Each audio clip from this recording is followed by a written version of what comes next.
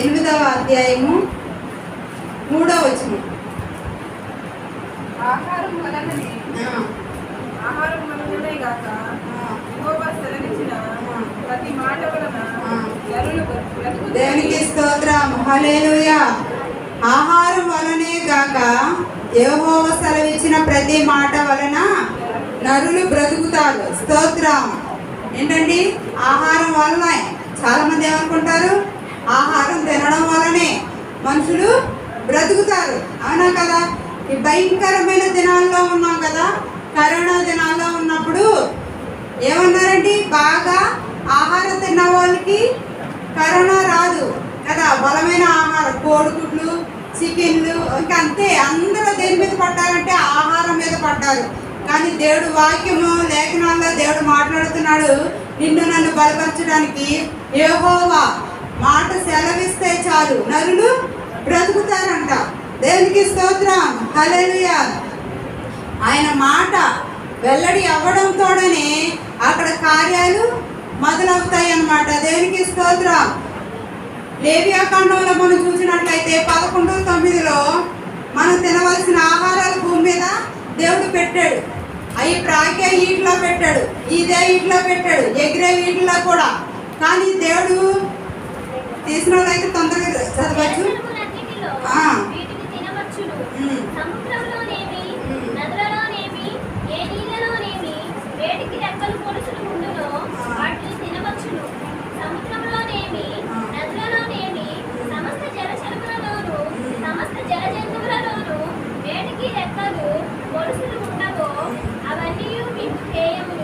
దేవునికి స్తోత్రం. ఏంటండి? కొన్ని తినవలసినవి ఉన్నాయి, తినకూడనివి ఉన్నవి. కానీ గబ్బిలాలు తినచ్చా? దేవుడు తినమని రాస్తున్నాడు అక్కడ? లేదు. కానీ ఈ కరోనాకి రావడానికి కారణం ఏంటని అనుకుంటే కనుక ఇతర దేశంలో ఉన్న వాళ్ళు ఏంటంటే ఆహారం తినడం, ఏంటి గబ్బిలాలు తినడం. దేవుడు చెప్పాడు మనకి కీర్తనలో 104:14 చూస్తే ఆకుకూరలు మనకి ఇచ్చాడంట. ఎందుకు? మనకు మంచి ఆరోగ్యం ఉండడానికని ఆకుకూరలు తినమనిస్తే మనం అయ్యి వదిలేసానంట. మనకి ఇష్టం వచ్చినాయి దేవుడి మాటను విసర్జించి ఏంటంటే మనకి ఇష్టం వచ్చినాయి తినడం మొదలెట్టాం. ఆనాడు ఏదైనా తోటలో అవ్వ ఏం చేసిందండి? దేవుడు తినొద్దన్న పండుని తిని అక్కడ ఆ తోటలో నుండి వెలువైపడింది. అవునా కదా?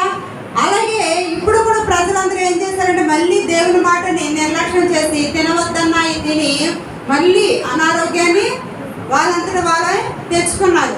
దేవునికి స్తోత్రం. హల్లెలూయా. సామెతలు 23:20 మనం చూసినట్లయితే ద్రాక్షారసం త్రాగువాడును మాంసము ఎక్కువగా తిన్నవాడితో మనము సాంగత్యము చేయకూడదు.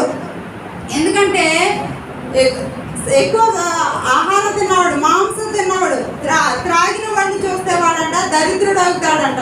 వాడు చిప్పురు గుడ్డలతో ఉంటాడు. అవునా కదా? ఎవరైనా ఎక్కువగా త్రాగుబోతులు ఉన్నారనుకోండి, వాళ్ళు ఏం చేస్తారు? భయం. ఈ కరోనా దినాల్లో కూడా ఒక కరోనా వచ్చిన సమయంలో బ్రాంతి షాపులన్నీ మూసులు ఉన్నప్పుడు వాళ్ళు దేనికోసం ఆశపడ్డారంటే బ్రాంతి షాపులు ఎప్పుడు తెరుస్తాయో అని చెప్పి ఆలోచన చేసుకుని అది తెరవగానే వెళ్ళి ఏం చేస్తారంటే బ్రాంతి షాపుల దగ్గర క్యూలో ఎండలో కానీ వర్షం వచ్చినా సరే వాళ్ళు ఎక్కడ నిలబడ్డారంటే అక్కడ నిలబడ్డారు.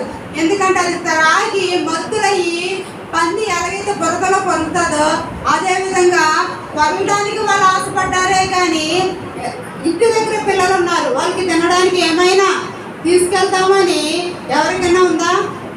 లేదు. అవన్నీ పక్కన పెట్టారు. అయితే దేవుడు అన్నాడు మానవుడు తిండి వలనే బ్రతకడు, దేవుడి నోటి నుండి వచ్చి ప్రతి మాట వలన భూమి మీద జీవిస్తాడు. అంతేకాకుండాను పరలోకం వెళ్ళడానికి కూడా అర్హత ఉంది. భూమి మీద జీవించడానికి దేవుని మాటలు అంటే దేవుని ఆజ్ఞలు మనం పాటించాలి. అవి పాటిస్తే మనకి దీర్ఘాయువు ఇస్తాడు దేవుడు. అంతేకాదు అవి మన ప్రవర్తనలో నెరవేరిస్తే నిత్య రాజ్యంలో కూడా మనము చేర్చబడతాము. అంతేకాదు మత్తయి 6:26 మనం చూసినట్లయితే ఆకాశ పక్షులు చూడండి, అవి విత్తవు, కోయవు, కొట్లలో దాచుకొనవు, కానీ మానవుల్ని చూసినట్లయితే ఏమి తిందుమా ఏం త్రాగుదుమా అని చెప్పి ఈ రోజుది ఈ గంటది కాకుండా సరిపడగా ఆలోచన చేస్తారు, అవునా కదా?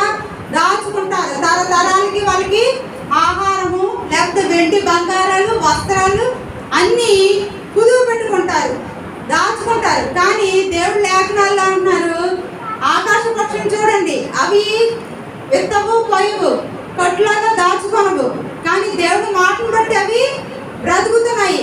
మరి వాటి కంటే శ్రేష్ఠులు కదా, మరి మీరెందుకు అంత నిర్లక్ష్యంగా ఉంటున్నారు అనేసి అని లోక 12:16 చూసినట్లయితే, మరియు ఆయన వారితో ఒక ఉపమానము చెప్పాడు. ఒక ధనవంతుడు ఉన్నాడు.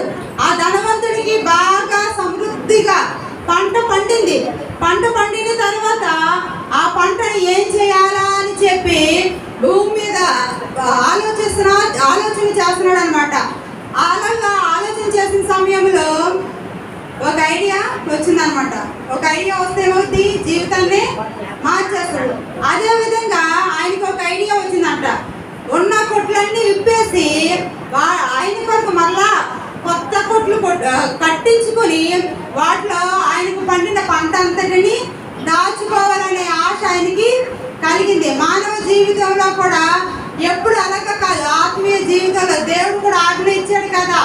ఆజ్ఞ అతిక్రమమే పాపం అన్నప్పుడు దేవుడు ఆజ్ఞలు వదిలేసి దేవుడికి వ్యతిరేకంగా పనులు చేసి మనం వెళ్ళవలసిన మార్గాల్లో వెళ్తున్నాం. సంఖ్యాకాండం 11:5 మనం చూసినట్లయితే, ఐగుప్తులో మేము ఉచితముగా తినిన చేపలను, కీరకాయలను, దోసకాయలను, కూరాకులను, ఉల్లిపాయలను, తెల్లగడ్డలను జ్ఞాపకానికి వచ్చినాయంట.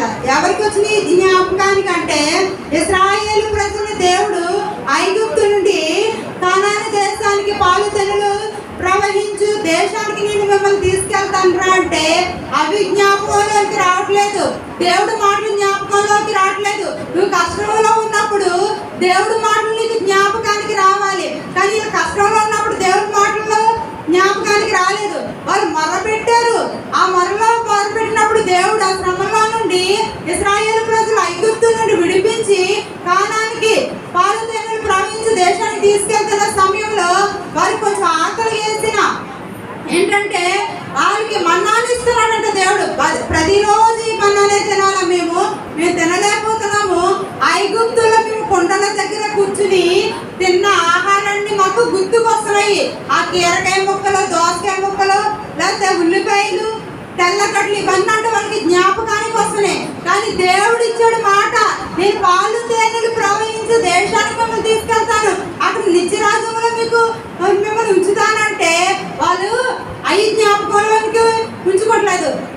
అదే విధంగా మానవులందరికీ దేవుడు వాగ్దానం చెప్తున్నాడు, మిమ్మల్ని అందరినీ నిత్య పరలోక రాజ్యంలోకి నేను చేర్చాలనుకుంటే ఆ మాటలు దేవుని మన మానవుల హృదయానికి గుర్తుకు రావట్లేదు. మన మానవ హృదయానికి ఎంతసేపు ఎలా ఉందంటే ఏం ధరించుకోవాలా అని, ఏమి ఎంత సంపాదించుకొని బ్యాంకులో వేద్దామా, మనోడికి మనోరానికి ఎంత దాచుకుందామా, రేపటి గురించి, ఆహారం గురించి, లేకపోతే కొత్త బట్టల గురించి ఆలోచిస్తున్నారు. కానీ దేవుడు వాక్యాన్ని హృదయంలో పెట్టుకోవట్లేదు. అంతేకాదు సామెతలు 23:20 చూసినట్లయితే, త్రాగుబోతులను, తిండిబోతులను దరిద్రులు అవుతారంట. ఎక్కువ త్రాగినా కూడా ఈ ఐగుప్తులో ఇశ్రాయేలు ప్రజలు ఎంతగా తిన్నారండి. వాళ్ళ కష్టంలో ఉన్నా సరే అయ్యో మాకు అదే బాగుంది అనేది చెప్పి ఎప్పుడు వాళ్ళు సనుక్కుంటున్నారంటే, వారికి మన్నాన్ని ఇచ్చిన తర్వాత దేవుడు వారు సనుక్కోవడం మొదలు పెట్టారు. దేవుడు కూడా మనకి మంచిగా ఆరోగ్యం ఇచ్చాడు. దేవుడు మనకి మంచి ఉన్నతమైన స్థితిలో ఉంచినప్పుడు ఏం చేస్తున్నారంటే, అలా కాదు, మేము మాకు ఈ లోక సంబంధమైన ఆశలే కావాలని చెప్పి ఈ లోకం వైపు మన మనసు తిరుగుతూ ఉన్నది. కానీ దేవుడు అంటున్నాడు, ఆహారం వలనే నరులు బ్రతకరు, దేవుడు ఇచ్చిన మాట వలన నరులు బ్రతుకుతారన్నప్పుడు యోహాను రాసిన సువార్త 4:32 మనం చూసినట్లయితే, అందుకు ఆయన వారితో, మీకు తెలియని ఆహారము నాకు ఉన్నది అని వారితో చెప్పాను. శిష్యులు ఆయన భుజించుటకు ఎవడైనాను ఏమైనా యేసుకి తీసుకుని వచ్చి ఉంటారనేసి వాళ్ళు ఒకరితో ఒకరు చెప్పుకుంటున్నారంట. ఏంటంటే ఇది ఎక్కడ జరిగిందంటే యాకోబు బావి దగ్గర యాకోబు యోసేపుకి ఒక పొలాన్ని ఇచ్చాడు. ఆ పొలంలో ఒక బావి ఉంది. ఆ బావి దగ్గరికి శిష్యులతో కూడా యేసయ్య అలా వచ్చిన సమయంలోను అక్కడ శిష్యులు అన్నారు, యేసయ్య మేము తినడానికి రామారా కొట్టుగా వెళ్తున్నాము, లేకపోతే ఆ సందు చివరున్న బేకరీలోకి వెళ్తున్నాము, కానీ నీకేమైనా కావాలని అప్పుడు అడగలేదు వాళ్ళు. మేము వెళ్తున్నాము తినడానికి అని చెప్పేసి యేసయ్యని అక్కడ వదిలేసి వెళ్ళి అక్కడ వారు ఏం చేశారు, తినడానికి బయటికి వెళ్ళారు. కానీ అంతలో ఈయన యేసయ్య అంటున్నారు, వాళ్ళు తినేసి వచ్చిన తర్వాత యేసయ్యకి అడుగుతున్నారు, ఏమన్నా తిన్నారని అడుగుతుంటే, నేను తిన్న ఆహారము వేరే ఉంది. ఆ ఆహారం ఏంటంటే ఆయనకి ఆత్మలు రక్షించాలనే మనసు యేసయ్యకు ఉంది. అయితే ఆవిడ ఒక పాపపు స్త్రీ, ఆ సమరయ స్త్రీ మధ్యాహ్నం వేళ 12 గంటలకు వచ్చినప్పుడు ఆ పాపములో నుండి ఒక ఆత్మ రక్షించాలని ఆశ కలిగి దేవుడు ఉన్నాడు. అది ఆయన ఆకలి అన్నమాట. కానీ వాళ్ళు అనుకున్నారు శిష్యులు, ఏమైనా ఎవరైనా తెచ్చి ఉంటారేమో, ఆయన తినుంటాడు, అందుకే ఆకలి, అది తింటానని ఏమీ అడగట్లేదు అని చెప్పాను అన్నప్పుడు యేసయ్య అన్నాడు, నా ఆకలి అందుకైనా వారిలో మీకు తెలియని ఆహారము నాకున్నదని వారితో చెప్పాను. శిష్యులు ఆయన భుజించుటకు ఎవడైనాను ఏమైనా తెచ్చినేమో అని ఒకరిలో ఒకరు అనుకున్నారు. యేసు వారిని చూచి, నన్ను పంపిన వాని చిత్తము ఆయన పని తుదముట్టించుటే నాకు ఆకలి అని చెప్పేసి అని అన్నారు. ఏంటంటే తండ్రి చిత్తం నెరవేర్చడము కుమారుడు ఆకలి అన్నమాట. పరలోకపు తండ్రి మన భూమి మీదకి పంపించాడు.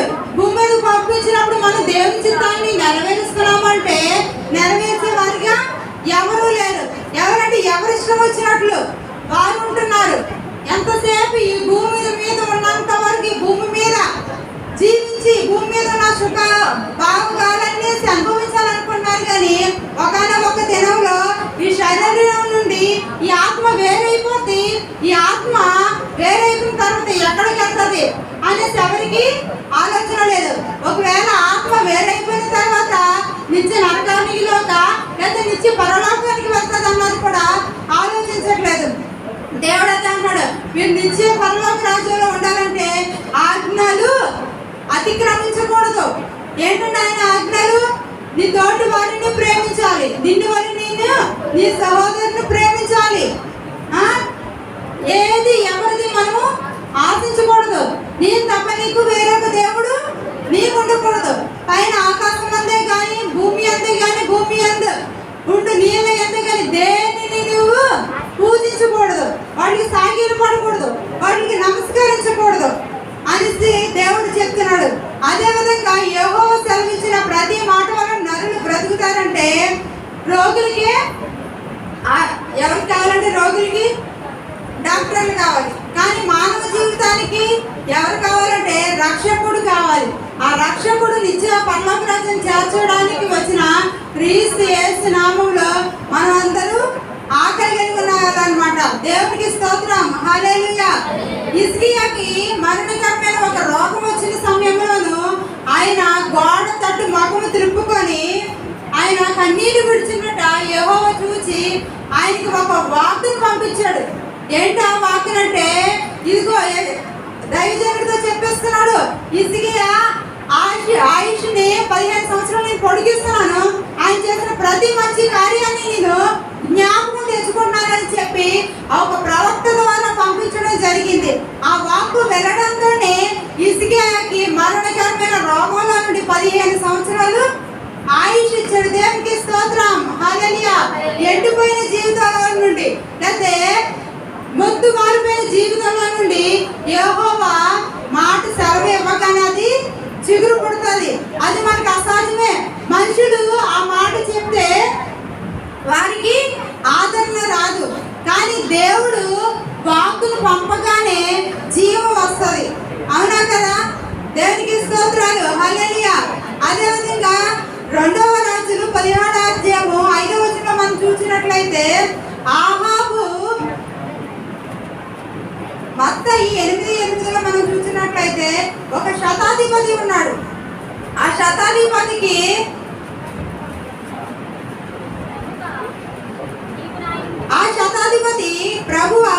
నీవు నా ఇంటిలోనికి వచ్చుటకు నేను పాత్రుడను కాను, నీవు మాట మాత్రము సెలవిమ్ము, అప్పుడు నా దాసుడు స్వస్థపరచబడతాడని చెప్పి అక్కడ యేసయ్యని జ్ఞాపకం చేసుకుంటున్నాడు. ఈ శతాధిపతి అంట ఒక ఉన్నతమైన స్థితిలో ఉన్నాడు. అయితే అలా సహోదరుడికి ఒక కుష్టి, ఆయన సహోదరుడికి పక్షవాతం రాకుండా ఇంట్లో ఉండి పడి లేవలేని స్థితిలో ఉన్నప్పుడు ఆయన యేసు గురించి విన్నాడు. యేసు మాటలో స్వస్థత ఉన్నది. యేసు మాట ఇవ్వగానే స్వస్థత, నా సహోదరుడు బ్రతుకుతాడని చెప్పేసి ఆయన ఏం చేశాడంటే యేసు దగ్గరికి వెళ్ళి అడుగుతున్నాడు, నా సహోదరుడు నడవలేని స్థితిలో ఉన్నాడు, పక్షపాతం రాకుండా పడి ఉన్నాడు, దేవా నువ్వు రావాలంటే అప్పుడు యేసు నేను వస్తాను పదా అని అన్నప్పుడు ఆ శతాధిపతి అన్నాడు, యేసు నువ్వు రావడానికి నేనంతా గొప్పవాడిని కాదు, నేను ఎందుకు పనికిరాని వాడిని అనేసి అన్నప్పుడు తగ్గించుకున్నాడు.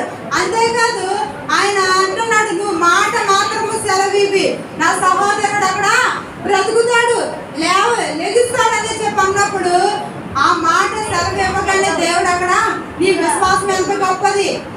ఆయన ఆ శతాధిపతి దగ్గర కూడా పనివాళ్ళు ఉన్నారు. ఆ పనివాళ్ళు ఆయన పిలిపించినప్పుడు రమ్మంటే వస్తారు, పొమ్మంటే పోతారు. కానీ అంత అధికారిలో ఉన్నా కూడా ఆ యేసయ్య దగ్గర ఎంత అయితే ఒక చిన్నగా ఎవరైనా తగ్గింపు జీవితంలో ఉన్నాడంటే అదే మనం ఇప్పుడు ఉన్న మనుషులు చూసినట్లయితే కొంచెం సంపాదన ఉన్నా సరే, లేదా కొంచెం అందం ఉన్నా సరే, లేదా ఎదుటి వారినట్టు కొంచెం బాగుంటే సరే వాళ్ళకి ఎలా ఉంటుందంటే కాలు మీద కాలు వేసుకుని కూర్చుని అంత గర్వంగా ఉంటారు మనుషులైతే. కానీ ఇక్కడ ఈ శతాధిపతి యేసయ్య దగ్గరకు వచ్చి అంత అధికారం ఉంది. ఈ శతాధిపతి దగ్గర ఎంతమంది పని వాళ్ళు ఉన్నారు, ఆయన రమ్మంటే వస్తారు, ఆ పని చెయ్యంటే ఆ పని చేసేసి వెళ్ళిపోతారు. కానీ అలాంటి వ్యక్తి కూడా యేసయ్య దగ్గరకు వచ్చి ఆ యేసయ్య నేను నీ ఇంటికి వస్తానంటే ప్రభు నువ్వు రావడానికి నా ఇంటికి రావడానికి నేను అంత అర్హుడని కాదు, నాకు అంత స్థితి లేదు, నేను అంత యోగ్యుడిని కాదు అని అన్నప్పుడు ఆయన తగ్గించుకున్న స్థితిని బట్టి దేవుడు అన్నాడు నీ విశ్వాసం ఎంత గొప్పది. అవునా కదా? మనం కూడా ఎవరి మాట వినాలి? దేవుడు వాక్కు కొరకు మనం కనిపెట్టుకోవాలి. మనుషుల దగ్గర సమయం ఉన్నప్పుడు వ్యర్థమైన మాటలు, ఆ పొరుగు వారు ఏం చెప్తారు, ఆ పక్కింటి వారి గురించి అని చెప్పేసి ఎంతో ఆశతో వెళ్తాడు. కానీ దేవుడు ఏం చెప్తాడు? దేవుడి మాట నీకు కష్టం వచ్చినప్పుడు ఈ శతాధిపతి సహోదరుడికి బలహీనత ఉన్నప్పుడు దేవుడి సన్నిధికి వచ్చాడు. నీ కుటుంబంలో ఏ బలహీనత ఉన్నదో ఆ బలహీనత ఉన్నప్పుడు నువ్వు ఎవరి దగ్గరికి వెళ్ళాలి? దేవుడు పాదాల చెంతకు రావాలి. పాదాల చెంతకు వచ్చినప్పుడు నువ్వు దేవుడిని అడిగినప్పుడు దేవుడు నీకు స్వస్థత కలిగిస్తాడు. అది మరణకరమైన రోగంలో నుండి అయినప్పటికీ కూడా దేవుడు విడిపిస్తాడు. అదే విధంగా 2వ రాజులు 17వ అధ్యాయము 5వ వచనంలో మనం చూసినట్లయితే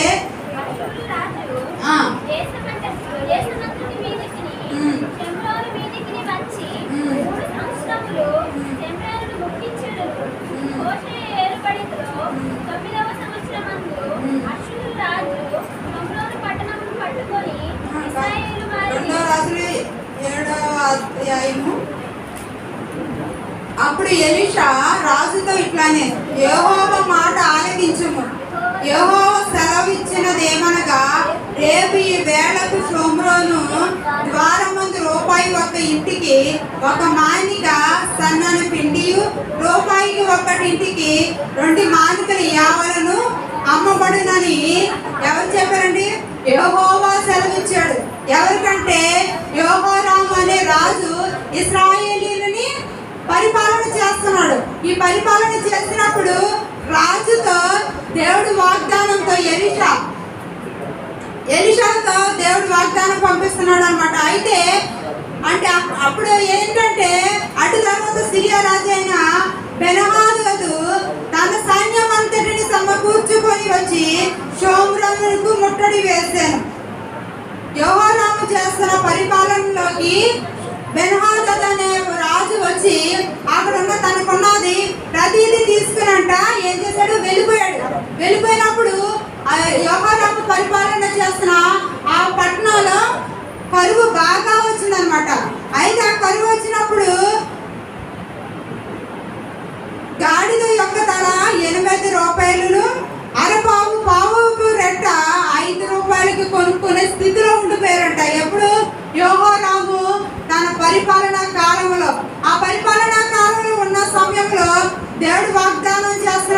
రేపు ఈ వేళకి నీకు సన్నని పిండి వస్తుంది అని చెప్పినప్పుడు ఆ రాజు నమ్మలేదు.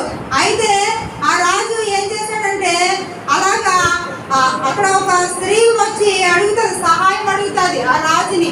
ఆ సహాయం అడిగినప్పుడు ఆ రాజు అంటాడు, నీ దేవుడి యొద్ద నుండి సహాయం రాలేనిది నా దగ్గర సహాయం వస్తుందా?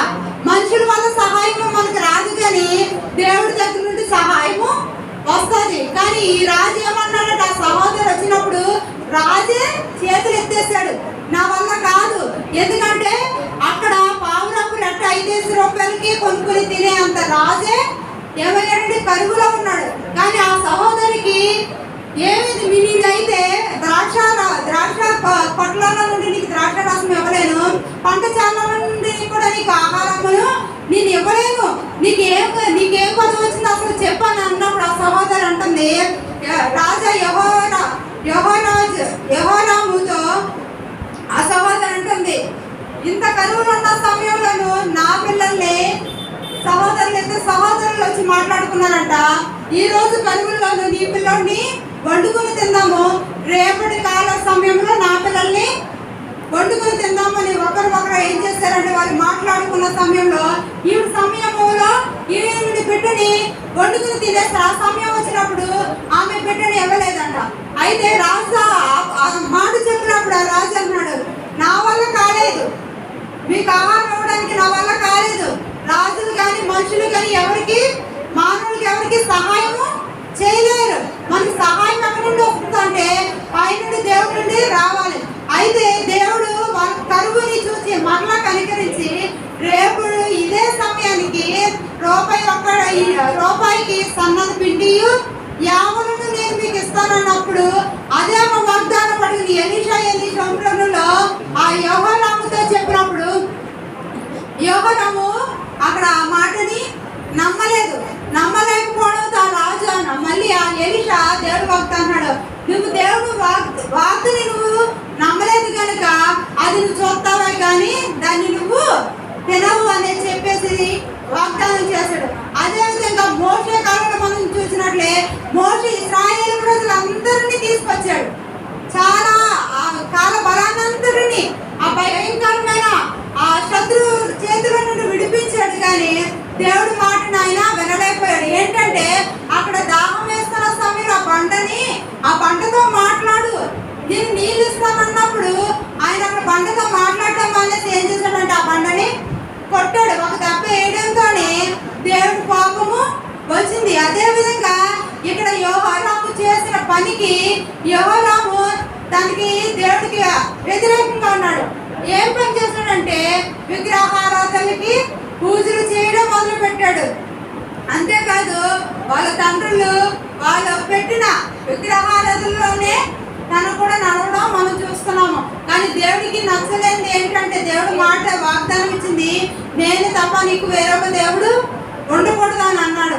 కానీ ఇక్కడ ఉన్న ఆ రాజు ఏం చేశాడంటే తన్నే కాదని తన ఇష్టానుసారంగా ఉన్నాడు. ఇప్పుడు కూడా మనం కూడా మన జీవితంలో మనం ఎవరిని పూజిస్తున్నాము, మనుషులకైతే భక్తిగా నామకాంతమైన భక్తిలో ఉంటే కనుక దేవుడికి అది అసహాయం అనేసి దేవుడు వాగ్దానం లేకుండా చెప్తున్నాడు. అంతేకాకుండా ఎలీషాను కూడా మనం చూసినట్లయితే మొదటి రాజులు 6వ అధ్యాయము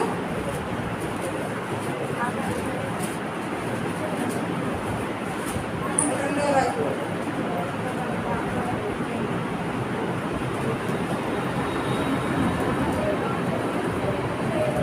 అయితే ఎలీషా యోర్దాను దగ్గరికి వెళ్ళినప్పుడు యోర్దానులో అక్కడ ఆహాబు రాజు ఉన్నాడు. ఆ ఆహాబు రాజు ఏం చేశాడంటే ఎలీషా పెద్దని వివాహం చేసుకున్నాడు.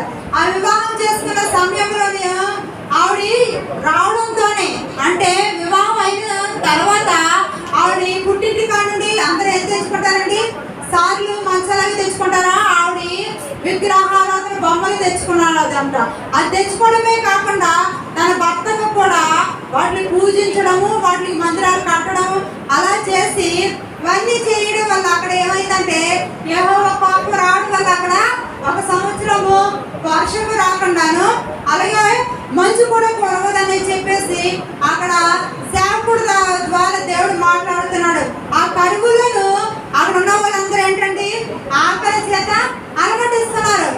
కూడా దేవుడు వాగ్దానం ఇస్తున్నాడు. ప్రతి సంవత్సరం వాగ్దానం తీసుకుంటున్నావు కదా, దేవుడి సన్నిధికి మానగా రావాలని, నిత్యం దేవుని ఆరాధించాలని అన్నీ తెలుసు. కానీ మనం దేవునికి వ్యతిరేకంగా ఉంటాం. అయితే ఈ ఆహాబు రాజు ఏం చేశాడంటే, అలాగే దేవునికి వ్యతిరేకంగా ఉన్నప్పుడు కానీ తనని నమ్ముకున్న పిల్లల్ని ఏ మాత్రము దేవుడు విడుగుడు ఏడపాయాడు. అయితే ఆ సేవకుని విషయంలో అక్కడ ఉన్న దేశం, అక్కడ పట్టణంలో ఉన్న వాళ్ళందరికీ కరువు వచ్చిన ఆహారం లేకపోయినప్పటికీ కూడా అక్కడ సేవకుడికి మాత్రం ఆహారము నిత్యము ఉంటుందని చెప్పేసి దేవుడు వాగ్దానం చేసి, దాని ఎదురుగా ఉన్న కేరేతు వాగు దగ్గరికి నువ్వు వెళ్ళు, అక్కడ నేను నీకు కాకుల చేత ఆహారాన్ని పంపిస్తాను అంటున్నాడు. దేవుడు వాక్కు ఇస్తే మనుషులు ఆహారం వల్లే కాదు, దేవుడి నుండి నోటి నుండి వచ్చి ప్రతి మాట వల్ల జీవించడానికి కారణం కూడా ఉందన్నమాట. అయితే ఈ సేవకుడు అలాగే వెళ్ళి అక్కడ ఉన్నప్పుడు కాకుల చేత దేవుడు ఆహారాన్ని పంపించాడు. అదేవిధంగా అక్కడ వర్షాలు లేకపోవడం, ఆ వాగు ఎండిపోవడం వల్ల మళ్ళీ అక్కడికి వెళ్ళాడండి, సారేపాతు విధవరాల దగ్గరికి వెళ్ళమని దేవుడు వాకును పంపించాడు. మాట ఇచ్చాడు. ఆ మాట ప్రకారంగా ఆ సేవకుడు అక్కడికి వెళ్ళినప్పుడు సారేపాతు విధవరాలు కూడా అక్కడ సేవకుడు మాట విన్నది. ఒక్క రొట్టె అవింది. ఆ ఒక్క రొట్టె తిని నేను నా బిడ్డ చనిపోవాలి అని అనుకున్న పరిస్థితుల్లో దేవుడు తన వాక్కును పంపించే సేవకుడి నోటంట ఆ ఒక్క రొట్టెల వల్ల ఏంటంటే ఆ పరుగు తీరేంత వరకు తానే కాకుండా తన కుటుంబీకులు అందరూ కూడా ఏం చేశారంటే ఆ పిండితో, ఆ కొంచెం పిండితో ఆ వర్షం మళ్ళీ వచ్చేంత వరకు సమృద్ధమైన ఆహారం తిన్నారు. అక్కడ రాజులందరూ వస్తూ ఉన్నారు, అందరూ కరువులో ఉన్నారు. కానీ దేవుడిని నమ్ముకున్న వాళ్ళకి ఏ మేలు కరువా ఉండదు. యెహోవా నోటి నుండి వచ్చి ప్రతి మాట వలన నరులు బ్రతుకుతారని అనడానికి కారణం ఇదే అనమాట. అదే ఎవరైనా సరే మనుషులకు మనల్ని నిరుత్సాహపరుస్తారు, కానీ దేవుడు నిన్ను జీవం కలిగిన మాటల్లోకి నడిపిస్తాడు. అవునా కదా? అందరూ ఏం చేస్తారంటే ఇది నీకు అవ్వదు, నీకేమో బలహీనంటే అది డాక్టర్లకు అసాధ్యం, నీకు ఎవరిని స్వస్థపరచరు అని అన్నప్పుడు దేవుడు వాగ్దానం ఇస్తున్నాడు, నేను నిన్ను ప్రేమిస్తున్నాను, నేను నిన్ను స్వస్థపరుస్తాను, నువ్వు నా బిడ్డవాలని చెప్పి తన అరచేతుల్లో చెప్పుకుంటున్నాడు. కానీ మనం ఏం చేస్తున్నాడంటే దేవునికి వ్యతిరేకంగా, దేవుడికి అసహ్యమైన కార్యాలుగా చేసి ఎప్పుడు ఏమి తిందుమా, మనుషులు దేని వల్ల బ్రతుకుతారంటే ఆహారం వల్ల బ్రతుకుతారనే ఒక ఆలోచనతో ఉండిపోయి ఈ లోక సంబంధమైన ఆహారాల మీద మనసు ఉంచుతున్నారు, కానీ దేవుడి మీద మనసు ఎవరు ఉంచట్లేదు. దేవుడు వాగ్దానం చేస్తున్నాడు. యెహోవాకి సెలవిచ్చింది ఏమనగా, నువ్వు దేవుడికి మన మనసు ఇచ్చినట్లయితే, దేవుడి మాట మనం వినినట్లయితే శ్రమల్లో మనము విడిపించబడతాము. ఇంకోటి ఏంటంటే కరువులో నుండి లేకపోతే మోడుమైన జీవితాల నుండి కూడా మనము మన సిగిరింప చేయగల దేవుడి వాక్కు ద్వారా మనము బ్రతుకుతాము. కానీ మనుషులు తిన్న ఆహారం వల్ల అయితేగా మనము బ్రతకము, అది రొట్టె వల్లే కానీ ఇంకా దేని వల్ల కూడా మనం బ్రతకము. యేసయ్య ఇలాగ 40 రోజులు ఉపవాసం ఉండి ఆయన అరణ్యంలో కొనుక్కోవచ్చిన సమయంలోనూ సాతాను వచ్చి అంటది, ఇదిగో నువ్వు ఉపవాసం ఉన్నావు కదా, ఈ రాళ్ళని రొట్టెలుగా చేసుకుని నువ్వు తిను అని అన్నప్పుడు దేవుడు అన్నాడు, మనుషుడు రొట్టె వల్లే కాదు కానీ దేవుడి నోటి నుండి వచ్చి ప్రతి మాట వలన మనుషులు బ్రతుకుతారు. అవును, నిజమే, ఎవరైనా నిన్ను నిరుత్సాహం చేయవచ్చు, నీకు అసహజమైన కార్యాలు దేవుడు సఫలం చేసి నిన్ను నిత్యరాజ్యంలోనికి నడిపించడానికి దేవుడు ఇష్టపడుతున్నాడు. ఇశ్రాయేలు ప్రజలు పళ్ళల్లో ఇరుక్కుపోయేంత ఆహారం పెట్టాడు. అది ఆయన యేసయ్య రేపటి గురించి మీరు దాచుకోకండి, ఇవాళ కూర్చుకుని తినండి అన్నప్పుడు వారి మాటను వ్యతిరేకించారు. దేవుడు నిత్య పరలోక రాజ్యం వెళ్ళమనేసి వారు ఎక్కడికంటే అరణ్యంలోని ఆకులు రాలిపోయినట్లుగా రాలిపోయారు. అది దేని వల్ల అంటే మనుషుల మాటలు వినడం వల్ల. కానీ దేవుడు మాట విన్న యెహోషువ కాలేబు వాళ్ళు దేవుని నిజ రాజ్యంలోకి వెళ్ళడానికి కూడా సహాయం దయచేశారు. అదేవిధంగా మనం కూడా దేవుడి మాట వినేవారుగా ఉన్నారా, లేకపోతే ఈ లోక సంబంధం మన మనుషులు బ్రతకాలంటే ఆహారం వల్లే అని చెప్పేసి ఈ లోక సంబంధాల వాటిలో పైన మనం మనసు ఇచ్చే వరకు ఉన్నామా? అలా కాకుండా దేవుడి నోటి నుండి మాటలు ఇచ్చిన ప్రతి మాట వల్ల మేము బ్రతుకుతామని చెప్పి ఒక విశ్వాసంతో ప్రార్థన చేద్దాం. మోకాల మీద ఉండి. స్తోత్రం నాయన, మీకు వందనాలు, స్తుతి స్తోత్రాలు చెల్లిస్తున్నాం తండ్రి. నాన్న ఇదిగో మనుషుడు రొట్టె వల్లనే కాదు కానీ దేవుని నోటి నుండి వచ్చి ప్రతి మాట వలన నరులు బ్రతుకుతారన్న వాగ్దానాన్ని నాయన మాకు తండ్రి నాన్న ఎంతగానో మీరు మేము దయచేస్తారు. మీకు వందనాలు, స్తుతులు స్తోత్రాలు చెల్లిస్తున్నాం ప్రభా.